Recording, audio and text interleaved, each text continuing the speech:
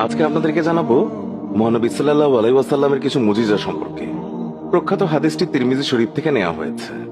একদিন এক ইহুদি মহিলা ইসলাম ধর্মের প্রতি অনুপ্রাণিত হয়ে ঈমান গ্রহণ করে নিল। তার একটি প্রাপ্তবয়স্কা কন্যা সন্তান ছিল। একদিন মেয়েটি আকস্মিকভাবে মারা গেল।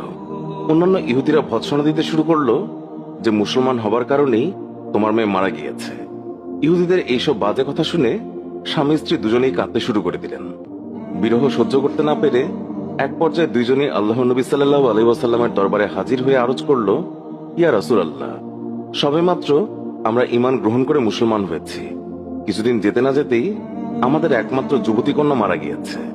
আমরা তাকে ইসলামী তরিকায় দাফনও করেছি। আমরা ঈমান গ্রহণ করার পরপরই আমাদের কন্যা মারা যাওয়াতে আমাদেরকে গোত্রীয় লোকেরা ভৎসনা দিচ্ছে। তারা বলছে ঈমান আনার কারণেই সে মারা গিয়েছে। নবী করিম সাল্লাল্লাহু আলাইহি ওয়াসাল্লাম তাদের বিবরণ শুনে বললেন, তোমরা আমাকে তার কবরের পাশে নিয়ে চলো।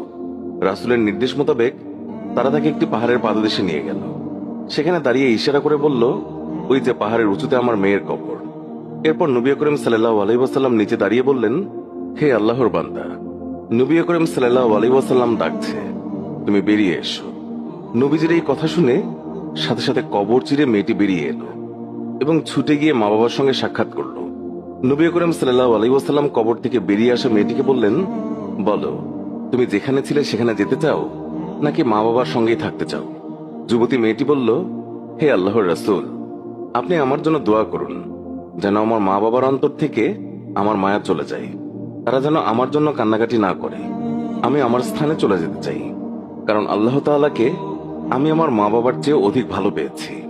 হে আল্লাহ, আপনি আমাদের সবার গুনাহ ক্ষমা করে দিন, আমিন।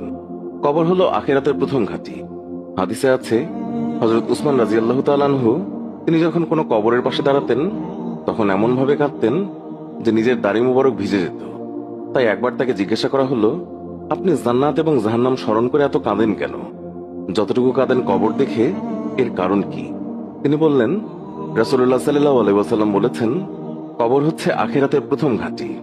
এখানে যদি কেউ রক্ষা পেয়ে যায় তাহলে পরবর্তী সব ঘাঁটি তার জন্য সহজ হয়ে যাবে। আর এখানে যদি কেউ রক্ষা না পায় তাহলে পরবর্তী সব ঘাঁটি তার জন্য খুব কঠিন হবে। তিনি আরো বললেন, রাসূলুল্লাহ সাল্লাল্লাহু আলাইহি ওয়াসাল্লাম বলেছেন, মেরাজের রজনীতে আমি যত ভয়াবহ দৃশ্য দেখেছি তার মধ্যে কবরের আযাবই হচ্ছে সবচেয়ে ভয়াবহ। তিরমিজি, হাদিস নাম্বার 2308। কবরের আযাব সম্পর্কে অসংখ্য অগণিত আয়াত এবং হাদিস রয়েছে যা থেকে স্পষ্ট বোঝা যায় কবরের আযাব সত্য। এতে কোনো সন্দেহ নেই। কবরের আযাবের কিছু নিদর্শন মাঝে মধ্যে আল্লাহ পাক দুনিয়াবাসীকে দেখান, যার দ্বারা মানুষের আল্লাহ তাআলার উপর ইয়াকিন এবং বিশ্বাস বেড়ে যায়। যেমন শাইখুল হাদিস আল্লামা জাকারিয়া রাহমাতুল্লাহ আলাইহি ফাজায়েলে আলম কিতাবে একটি ঘটনা উল্লেখ করেছেন, যা এক ব্যক্তি তার এক আত্মীয়কে কবর দিতে যেয়ে টাকার থলি কবরে ভুলে ফেলে আসে। তারপর মনে পড়লে গোপনে কবর খুঁড়ে টাকার থলি আনতে গেল। গিয়ে দেখে কবরের মধ্যে দাউ দাউ করে আগুন জ্বলছে। এই আগুনই হলো কবরের আযাব। কবরের আযাব সম্পর্কে হাদিসে অনেক ধরনের শাস্তির কথা উল্লেখ আছে। যেমন হাদিসে আছে, কবর হয়তোবা জান্নাতের বাগান সমূহের মধ্যে হতে একটি উল্লেখযোগ্য বাগান, অথবা জান্নাতের গর্ত সমূহের মধ্যে হতে একটি গর্ত। কবরবাসী যদি নেককার হয় তাহলে তার কবর হবে জান্নাতের বাগান, আর যদি বদকার হয় তাহলে তার কবর হবে জাহান্নামের গর্ত। কাশফের অধিকারী এক বুজুর্গ ব্যক্তি এক গ্রামে যান।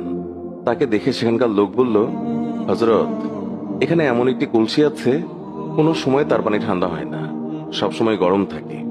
এই ব্যাপারটি কি তা আমাদের বোধগম্য নয়। তিনি বললেন, ঠিক আছে, কলসিটি আজ রাতে আমার কাছে রেখে যাও। লোকেরা কলসিটি এনে তার কাছে রেখে গেল। সকালে তিনি তাদের বললেন, এবার দেখো কলসির পানি ঠান্ডা হয়েছে কিনা। দেখা গেল পানি ঠান্ডা হয়ে গেছে। লোকেরা আশ্চর্য হয়ে এর কারণ জিজ্ঞাসা করলে তিনি বললেন, এই কলসিটি এক মুর্দার মাটি দিয়ে তৈরি করা হয়েছিল, আর তখন এই মুর্দাকে বারজাখে আযাব দেওয়া হচ্ছিল। সেই আযাবের প্রতিক্রিয়া এই কলসির মাটিতেও ছিল। এই বিষয়টি আল্লাহ পাকের কুদরতে জানতে পেরে আমি মুর্দার জন্য মাগফিরাতের দোয়া করলাম। আল্লাহ তাকে ক্ষমা করে দিলেন। ফলে কলসি থেকে আযাবের প্রতিক্রিয়াও দূর হয়ে গেছে। এ থেকে কবরের আযাবের অবস্থা কিছুটা হলেও আন্দাজ করা যায়।